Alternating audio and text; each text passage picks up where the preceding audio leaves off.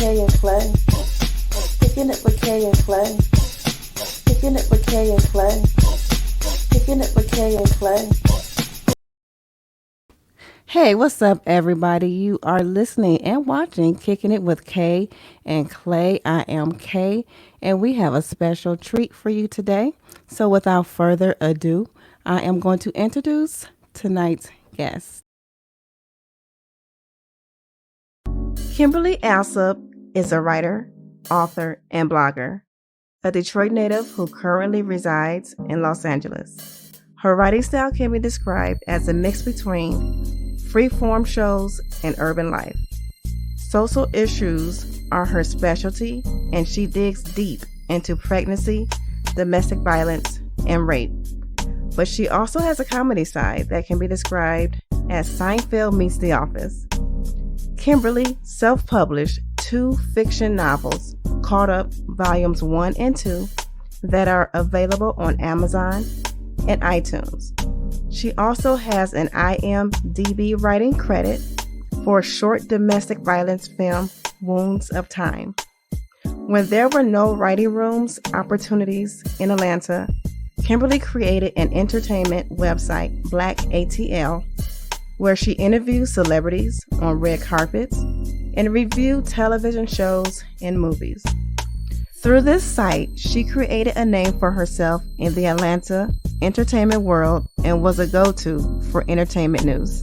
While it exposed Kimberly to a lot of opportunities and she networked with a lot of people, it wasn't truly what she wanted to do. So her career advisor from Full Sail University urged her to relocate to LA to achieve her dreams.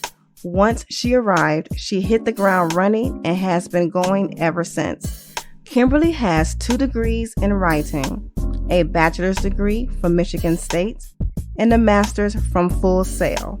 She is an active LA Array Maverick, as well as in the Lena Waithe's Hillman Grad Mentorship Program.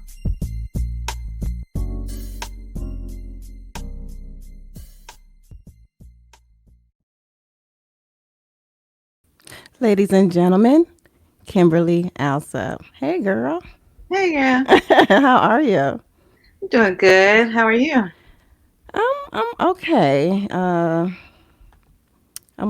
just a little tired, just a little bit, and I don't know why because, we're quarantined and not that much to do, even though I'm working from home. Still a little tired. What about yourself? About the same. A little tired. I was violently tired like earlier. Right after because I do my workout in the morning, Mm-hmm. and then I had lunch and I was violently tired all of a sudden, and I was like, I really haven't done anything, so I really should be like trying to take a nap at like 3 o'clock. Right. So yeah, So sorry. how's the weather out there in LA? It's pretty cool here. It's been up and down. Today it's more like a fall day. Mm. It's it's like I think 70s today, as opposed to it's been like 80, 90 and all that other stuff like the past couple of days. Mm-hmm. But it dropped back down to fall temperatures, which I think is weird. It So is weird. yeah. Yeah, because we're it feels good here. Okay, so like in your bio, something that fascinated me and I didn't know. I was like, what? You wrote 2 novels. And how old were you? When I published those, I did those after undergrad. So it took me 10 years to write the books. Well, I guess to finish publishing and doing all that other stuff because of a whole bunch of self-doubt. Mm-hmm. But I published them when I was 30. Okay. Yeah. So, but I had them since I was like 20 or something. Okay, So. now tell people who may not know about those novels. So they're teen pregnancy novels, based on, well, the first one is originally based on a dream that I had, and it was a dream that I had about teen pregnancy. In the book, I mean, I guess in the dream, it was me in the main character role, Mm-hmm. but I changed it up when I wrote the book, and every time I went to sleep, the dream would pick back up. So it was like a movie playing in my head. Mm. So it was interesting. It didn't go away until I went away to school. And I just, yeah, so they're just, it's about drama, it's about betrayal, it's about just living, just getting caught up in the wrong stuff and the wrong ideas. So yeah, so it's caught up the life and times of Shayna Lakeman is the first one. And then the second one, I did a spinoff with her best friend, which is Donna Brown, which is the second one is called Caught Up the Life and Times of, and then it has Donna Brown as the main character. So she deals with kind of like the same thing of growing pains and dealing with stuff. And now they're in college. So they're dealing with college stuff as opposed to before when they were in high school and dealing with all this nonsense. So. Okay, so how long have you been writing? Like, when did the writing bug start for you? I think I literally have been writing all my life, and I've always been a creative. But I started writing the first book when I was 16, and I just started like chronicalizing everything. I didn't really know how to write a book, but I just started writing it down. So I would say writing since I was probably like 16, but I've always been a creative. So. Okay. And explain the process of self-publishing for those who might be writers and they want to get their items published. So for me, I just started looking for different avenues that would be inexpensive for me to do it. Also be able to sell the books to people that wanted to read it in, I guess, a cheaper way. So I did a whole bunch of Google searches, and there was a thing called Amazon was doing publishing, and it was free. You could publish your book, and you would just do pay on demand. So they would take a cut every time somebody bought your book. I mean, it wasn't like a huge cut. I think they Yeah. took like maybe $2 off of Oh, okay. everything that you sold or whatnot. So they had a publishing. You could get their barcode, which is the ISBN number that goes on the back of the book. They would technically own it, but you can just buy your own Okay. barcodes. You can get like a 6-pack for like $150. Not bad. And so I just bought the 6-pack. You set up your whole design. It's very user friendly on Amazon. You just set up the whole design. They give you design templates, everything that you need. And I was working with youth at the times in Florida. So I just asked a couple kids, can they pose for the book cover? And so I just used their likeness on the book. I got a guy and a girl. And then it was pretty much easy after that. You just hit, when you get to the end, after you upload your book, all the contents, everything, you just hit submit. They check and see if it all fits on the pages properly. They approve it maybe within 24 hours. And then your book is published. And then you can order as many copies as you want. And then it was also available on Amazon Prime. And I also put it on iTunes, which is free to publish anything on iTunes. So you can just throw your stuff on there. So it's pretty easy. Okay. And also, you have a writing credit to a movie, a short film. How did that come about? I was when I lived in Atlanta. I lived in a lot of places. It sounds like now. Um, when I lived in Atlanta, I worked with a whole bunch of creative, like I had a whole bunch of friends, like creatives, that went to the church that I was going to. And so they was like, hey, let's just put together a movie. And so, one of our friends came up with like this concept about domestic violence. And so then, me and another one of my friends that wrote, we was like, well, let's just write the script out. So we would get on all these different conference calls, and we would write out the script for this domestic violence short. And it was generational domestic violence.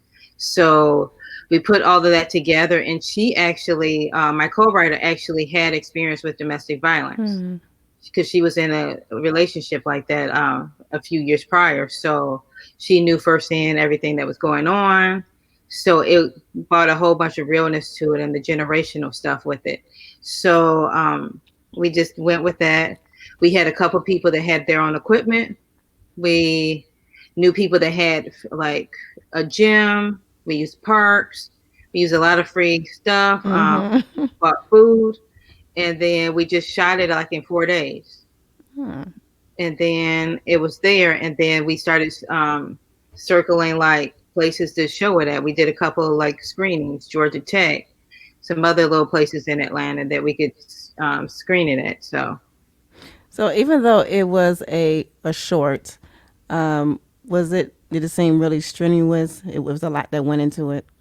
It was a lot that went into it Mm-hmm. because we spent maybe about a couple months to do um, 13 minutes of filming, and it was 4 days of filming. And we shot for 12 hours each day of those 4 days. So it was a lot that went into shooting those 13 minutes. Mm-hmm. But I mean, it was worth it. I mean, we got a great story out of it. We did casting, like regular casting, and we brought all these people in to audition for it, which was really good. And we found some really good people. So, So did you find yourself wearing many hats? oh, definitely. I Yeah. wore a lot of hats on that production. It was everybody, you just had to throw yourself in and do a lot of stuff doing that. And I pushed through 4 days, and I was sick for 2 of those days, but I pushed through Hmm. all of those days just to get the final product of that. So it was a lot, but that's what filmmaking is about. Yeah. Just got to throw yourself in there. Now, was that your first experience, like on a set, pretty much?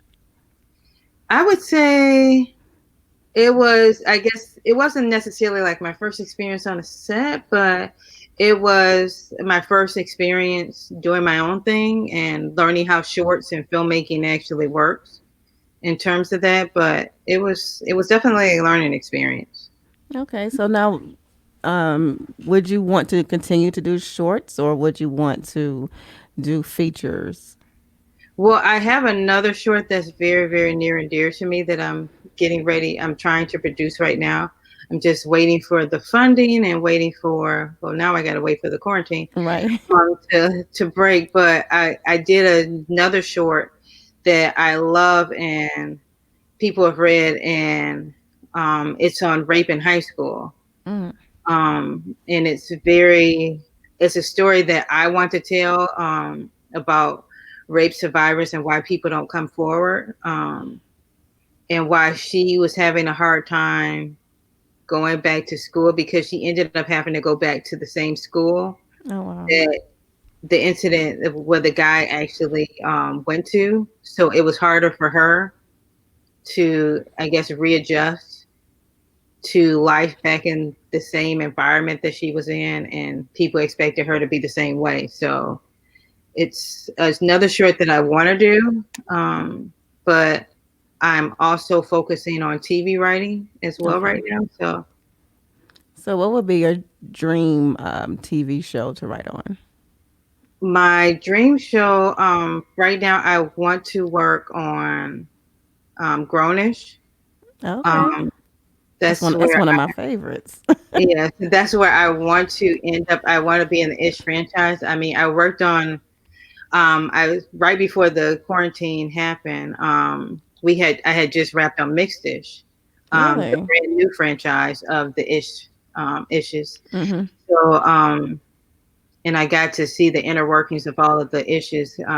So that was really cool. So doing doing Grownish would be really, really dope to do because I Mm-hmm. like to write teen stuff and I like to Mm-hmm. write young adult stuff. So it would be in Freeform is where I want to eventually settle. Okay. So So what was your role? What were you actually doing on Mixed Ish? All those yeah, issues. yeah, I know all the issues. Um, Mixed Dish, I was an office production assistant. So it was pretty much you're like assistant to just about everyone that works in the office, but then you're doing runs and you're doing all of this stuff So you have to, and then because we were brand new to the game, we had to, we were like the little sister of the Ish franchise. We had to share spaces. We had to share all of Blackish's space. So we had to spend a lot of time in their building. And so it was just interesting having to run across, and the Disney lot is huge. So I worked in one spot, having to travel 5-10 minutes to the next building, then go over to ABC. So it was a lot of walking, a lot of doing, a lot of stuff. But I mean, I learned a whole lot. I loved it. I love the Disney lot a lot. So, what you done there, could it be something like into, that new Lena Waithe um, sitcom 20s, that Yeah, role? Okay. yeah. 20s is basically my life. Okay. That's what it Yeah, sounds like. yeah. But hey, you know what? You have to start somewhere. Oh yeah, you have to start and you learn along the way, and And it's good networking, right? oh yeah, you get all that life experience, and so. So, what made you pack up and move to Atlanta? Well, I was living in Florida for 6 years. The last 2 years, worst 2 years of my life. Why? Why? I was going to a church Mm-hmm. there, and they pretty much. I've never been ousted by a church before in my life. But they asked me to leave the church. What? Yeah, they asked me to leave the church. I call it a three-minister jump, and I will never forget that day as long as I live. It was like a three-minister jump, and I was, because I'm very active with teens and trying to do stuff that because the church was like in an inner city, like in an very urban neighborhood. These kids had never been to parks. They had never been to, like, just like random stuff that you would think that kids or growing up that you did, they never had experience. So just like going to a park was like foreign to them. Wow. And then they didn't know about Martin Luther King, or they didn't know about just different civil rights people. And you're like, you don't know random Black people.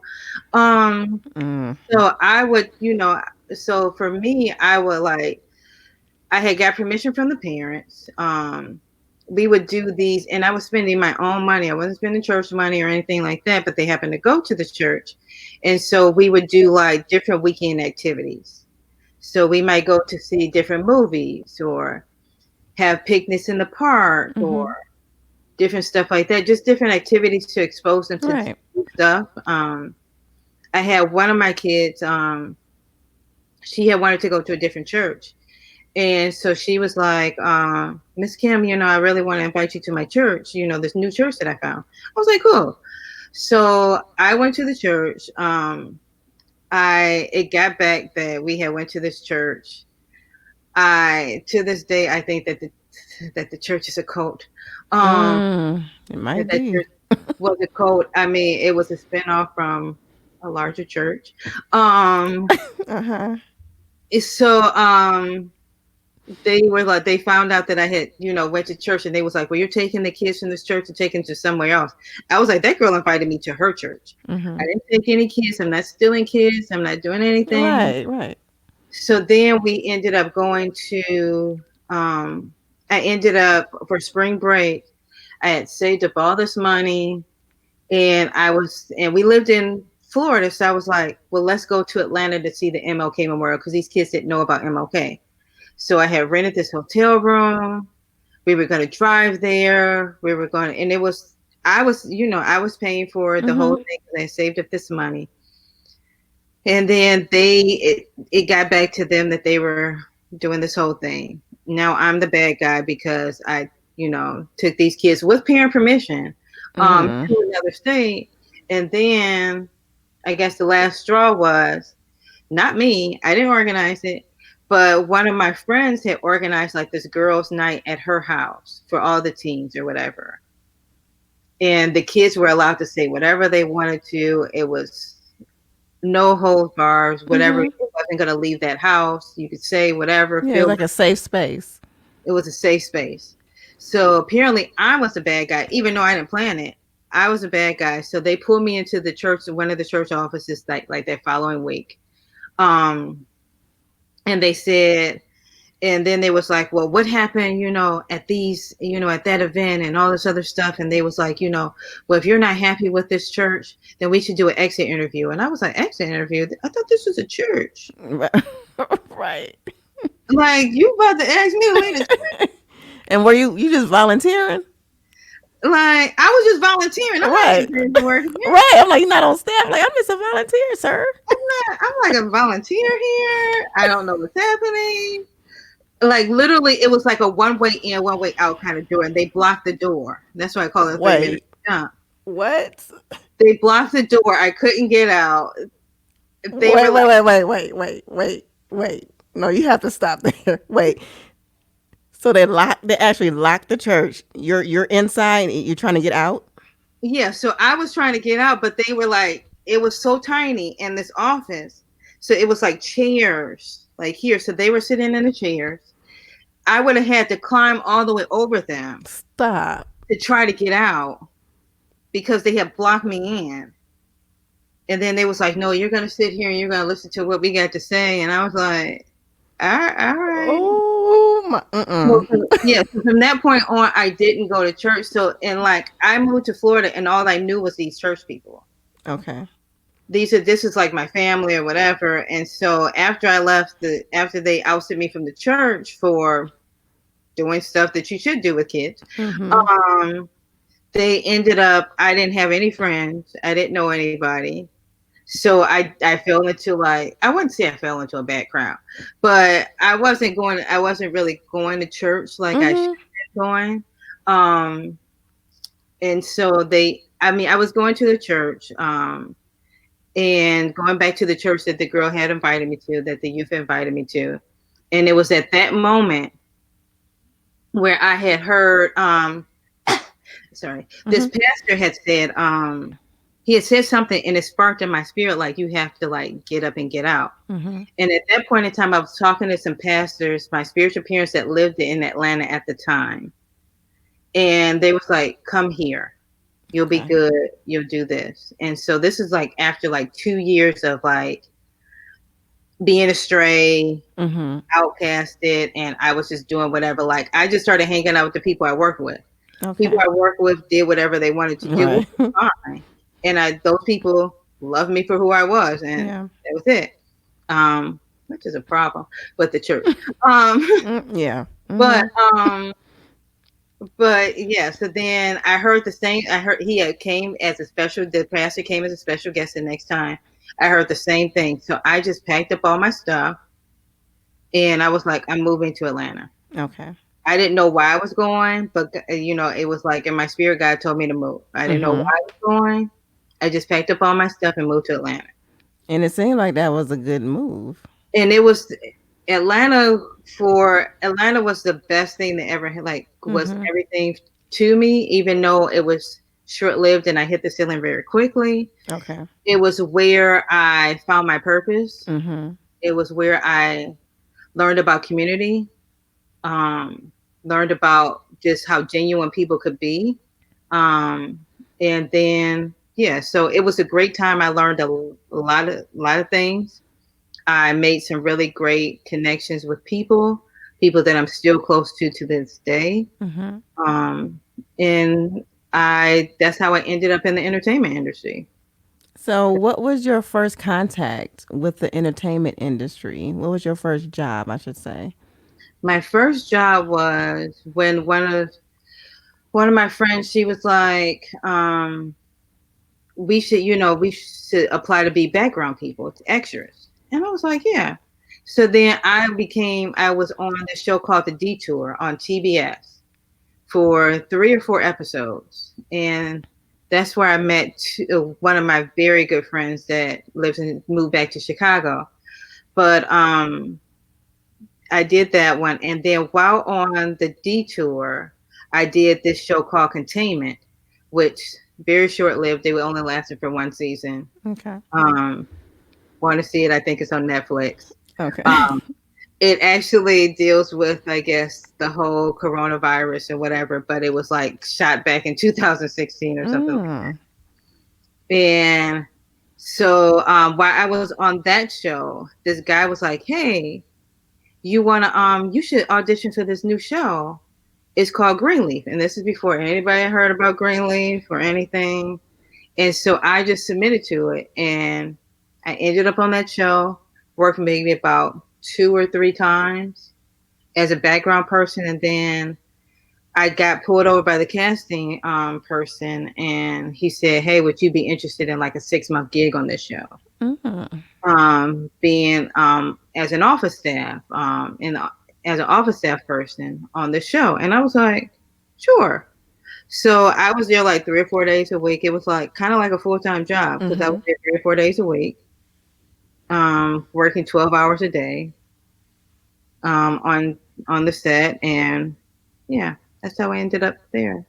Yeah, I saw pictures. Were you and Lamont Rucker? Oh yeah, that's it. And Miss Lynn is the sweetest lady that you ever meet. Really? Yeah, so she's so precious, and she's my little pixie.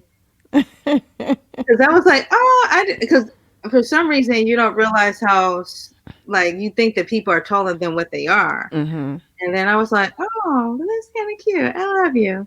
So. What was one of your fondest memories from working on the set of Greenleaf? I think one of my, I guess, best moments is when I met Oprah for the first time. And that was during Desiree's graduation. She played Sophia on the show, Grace's daughter, because she was homeschooled. So she's graduated from high school. We had a graduation on set.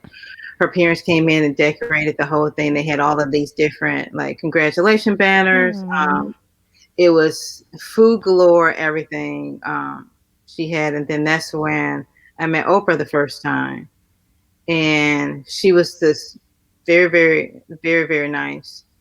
I realized I gathered she didn't do crowds, and I was like, oh, that's why, people always say, well, she's really, closed off, but she just doesn't do crowds. If it's a small crowd, she'll stand there and she'll talk for a long time, but she just doesn't want like a huge crowd of people crowding her. And like, I mean, that's just normal. It's very understandable. Yeah, that's just normal. Like, I don't want people crowding me either. Exactly.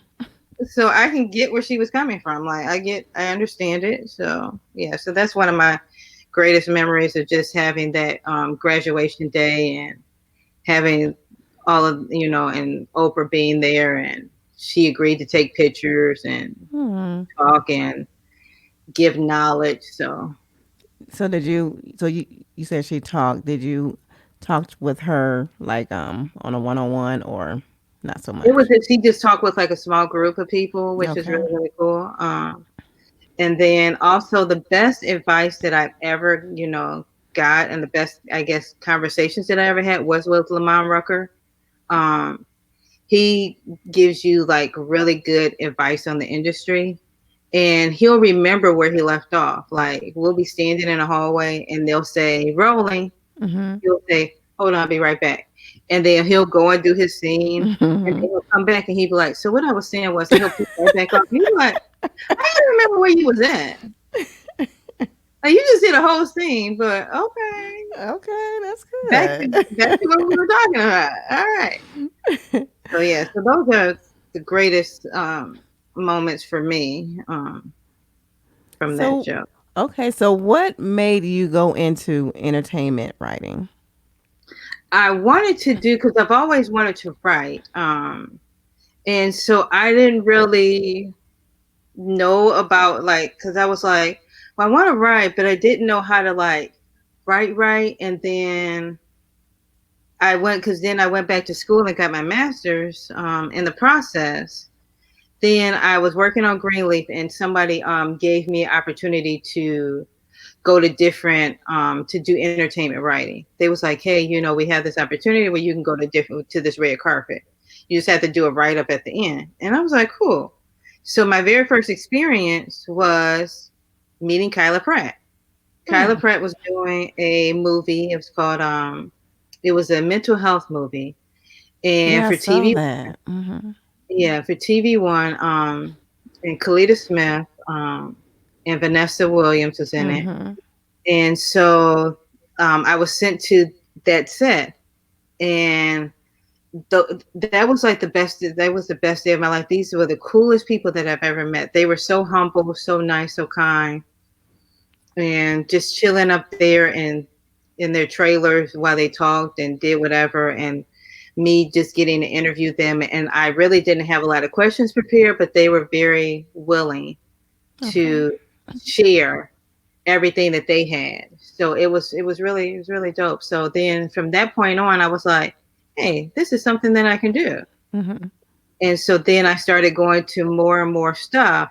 And then I stopped. I was working under somebody else's website, and then I was like, hey, I can do I can do my own website, because we Mm-hmm. ended up getting into this falling out by she thinking that I stole something. Oh. Um, and I didn't give her credit for an article or opportunity or whatever, which I did. Mm-hmm. But I just was like, cool, I can do, I can set up a website. And so I ended up setting up, it came from, I went to another movie premiere for TV1, which was, it had Malik Yoba in it. Okay. And it was some brothers. They had a whole bunch of brothers in. Can't remember the name of it right now. But I went to the premiere. I went to set on that several times. Then I wanted to get into the premiere, and so I get to the door, and this is the interesting thing about Black people.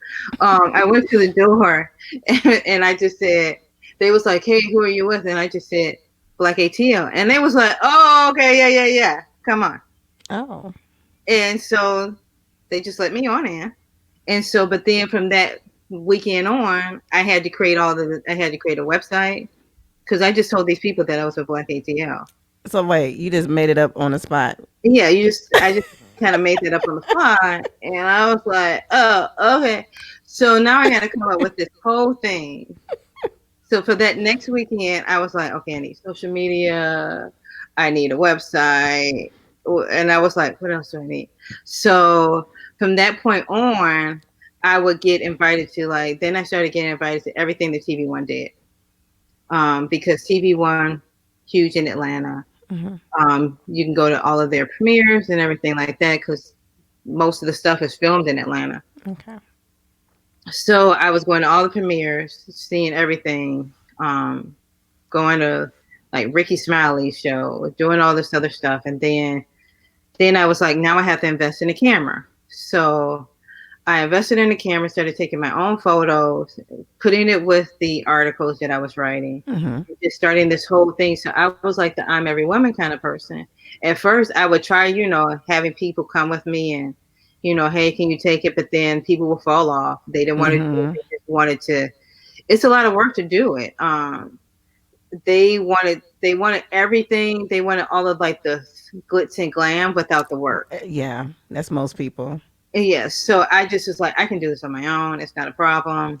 So then I was just a one-man show. So I would just show up to stuff and be like, okay, I'm taking the pictures, I'm doing the interviews, and I would never be on camera for the interviews because I would have to play the I'm every woman type of role.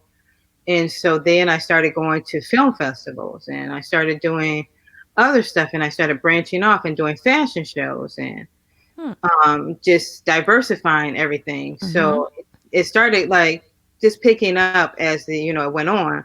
But then it was one of those things where I liked entertainment writing, but it wasn't what I wanted to do. Okay. I like, once I discovered that Shonda Rhimes, and that you could do that, and you could be a TV writer, and you can create this crazy stuff on TV. That's what I wanted to do, and that's what I went back to school for. Okay. And got my master's for it. So now it's like, okay, well, what do I do now? Because this is cool, but I don't really want to do this. Right. And I wasn't necessarily getting paid like that to be doing this entertainment, right? Right. and I was still working 2 jobs in Atlanta Okay. to make ends meet, and trying to fit in, going to events, trying to fit in, sleeping and working on my own projects and It's doing all. got to be a little bit too much. So I was like, I'm doing too much. Yeah. So it was just a period of time where I just had to say, okay, what do I want to do? And how do I make it happen? So, Okay. Well, you made it happen. Now, you mentioned Shonda Rhimes. I know she's probably one of your inspirations. yes. Who else? I think I probably know, but want you to Yeah. tell.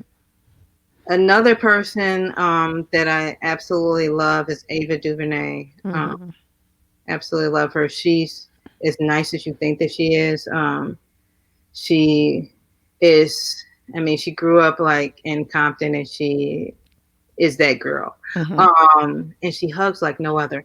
I think it's funny because she hugs you like she knows you, and you be like, oh. Lena is an amazing person. I will always be grateful to Lena. I will always sing her praises. She is an amazing person. She's an amazing talent. Yeah, she's an amazing talent that is one of the few people in the industry. I guess even one of the, not even just Black people, one of the few people in the industry that sends the elevator back down to get people. That's good. And bring them up to her level. So I would always be a fan of hers. I will always be grateful for her for everything that she's done for me and just in general. But her projects anyway are just phenomenal. So what did she help you with?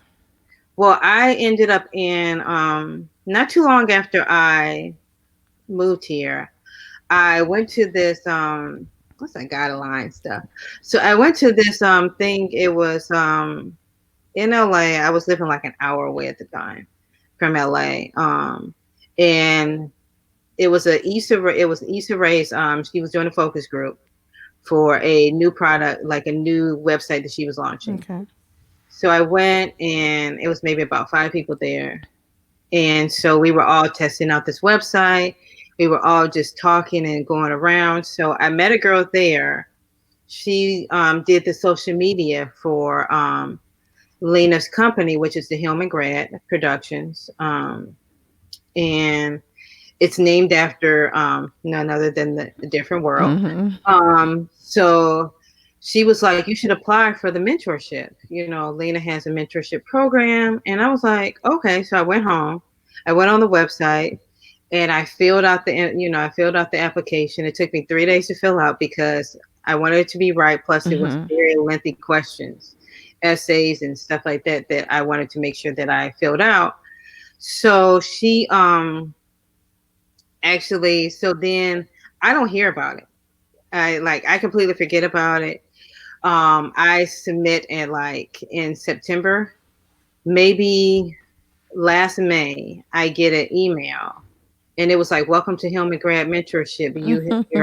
And I was like, what? And it was the greatest day of my life. And so we did we had a mixer like right after it. And that's where I met like some really, really dope people, dope creators, different panels.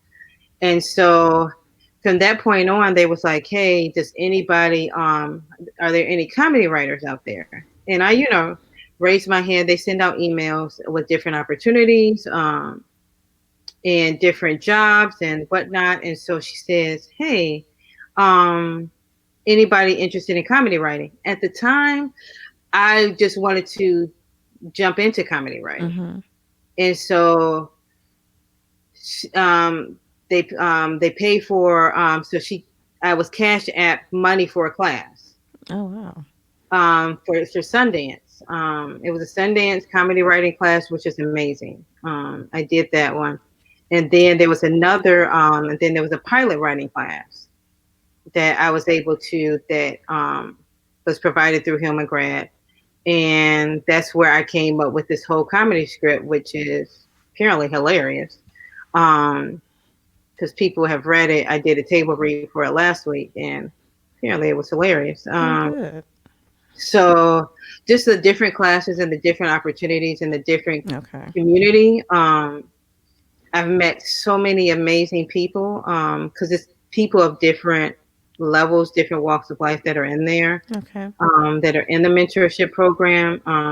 And it's not like a huge program. It's like 100 people max. Oh, that's good Um, size. and when it blew my mind when I went to the mixer because they was like, we got over 1,000, we got thousands of applications, but we only chose 50, and you guys welcome. And I was like, 50? Mm, I was like, what? I was like, oh, okay, this is even a greater day of my I life. know. So yeah, so I will always champion Lena because she is a person that just brings you up to her level and always interested in figuring out how she can get us to the level that we need to be. And it's interesting because you just say what you need, Mm-hmm. and she'll figure out how to get that to you.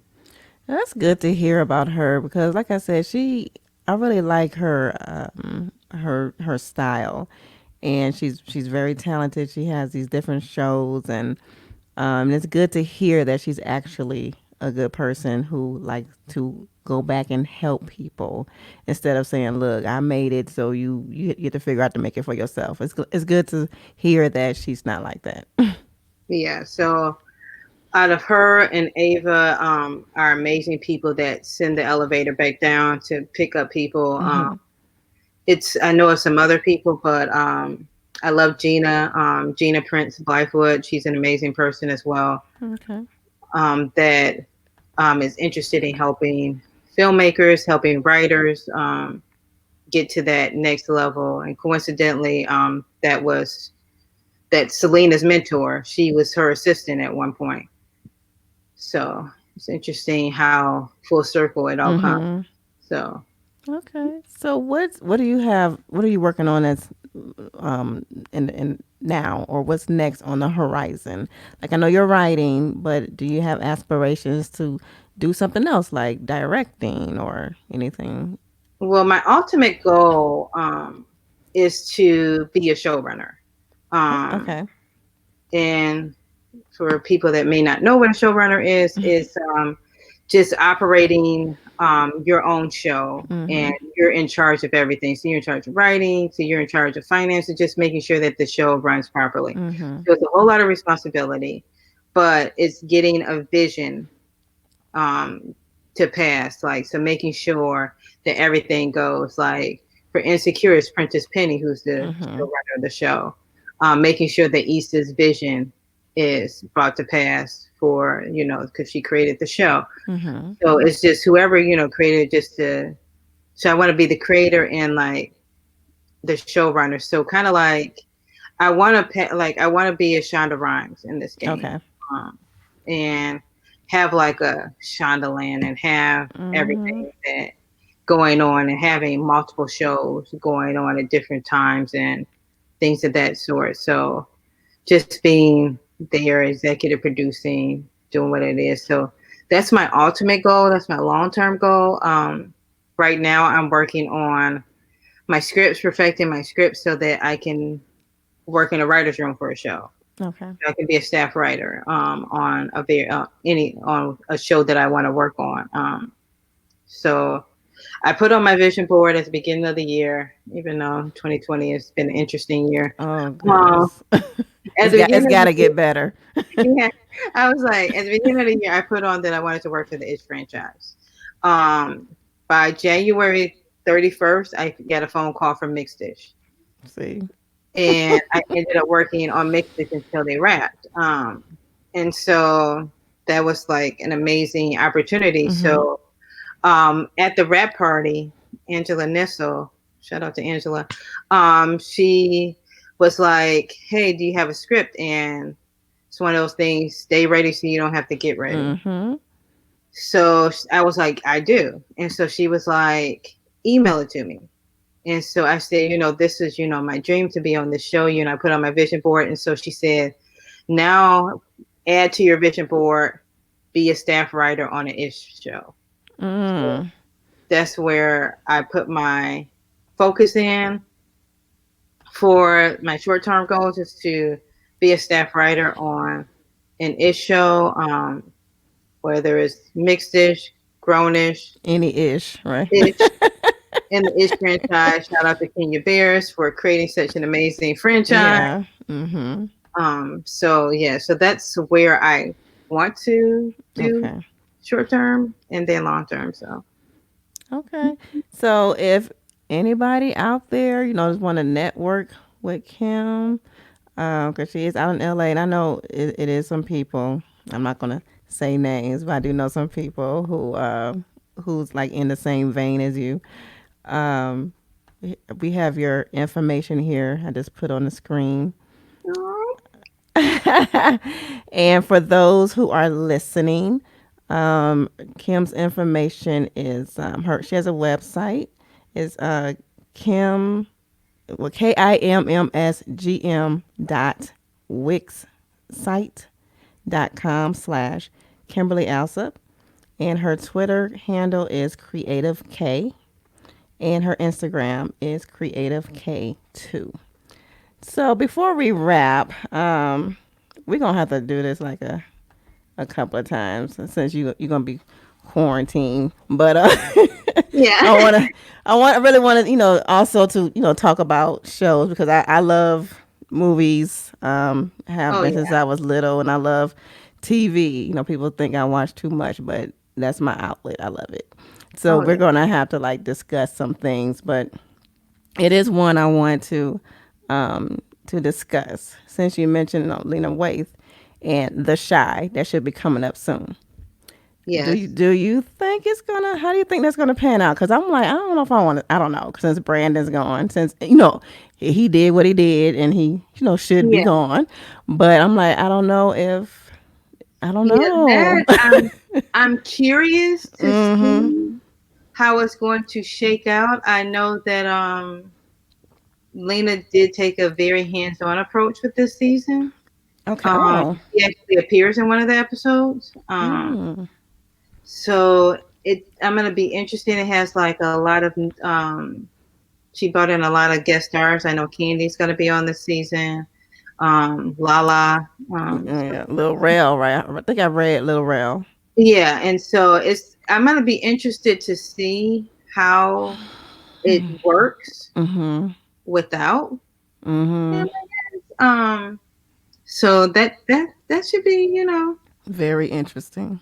interesting. I'm interested to see what that's gonna be like. Mm-hmm. Me too. Yeah. Because at first, at one point, I was like, I'm not watching it. But then and then Clay, he was like, come on, we gotta give it a chance. I know So, you gotta, yeah, we gotta just see how it shakes out right. and everything like that. Cause you just be like, oh, okay, yeah. So yeah, cause I mean, I thought the same thing about Boomerang, Mm. and so I'm not even gonna lie, wasn't a huge fan of it the first season. Really? It's flipped for me. I loved the first season. Second season, really haven't watched it. Yeah, was like, okay, the first season was cool. And I did like it. I did like the first season. Mm-hmm. The second season, however, when I went to the premiere of seeing it, it was really dope. And I was like, oh, okay, I see what y'all trying to do. Y'all trying to take it up a notch.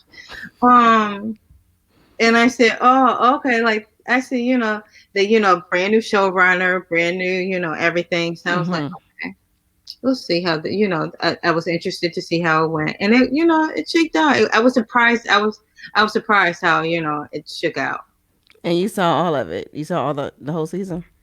Well, yeah, I saw the majority of the season, so it Mm-hmm. was yeah. I was Hmm. surprised. I was surprised that how interesting it was. It could have been worse, I'm sure. Oh. Okay.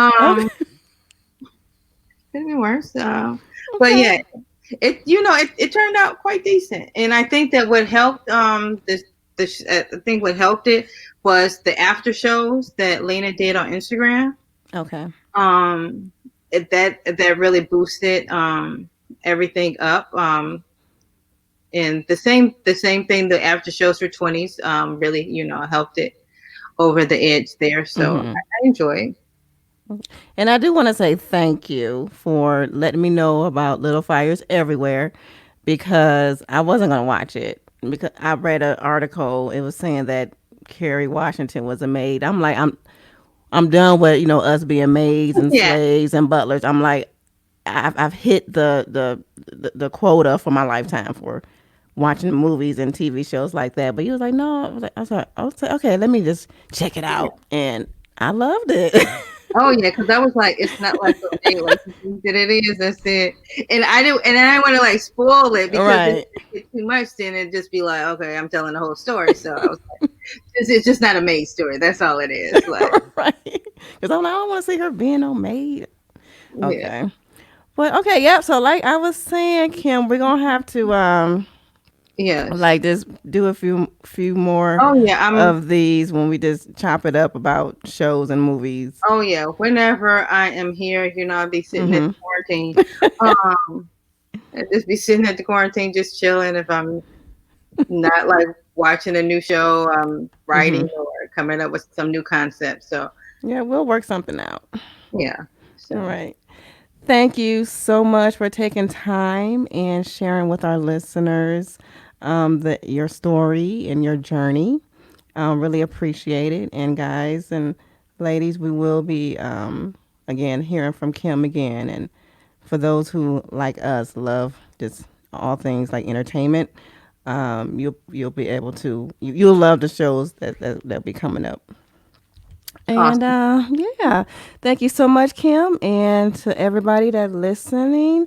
Thank you, and we will see you, and you'll hear from us next week. So thank you for watching Kicking It with Kay and Clay. Thank you. Thank Have a you. good night. Kicking it with Kay and Clay. Kicking it with Kay and Clay. Kicking it with Kay and Clay. Kicking it with Kay and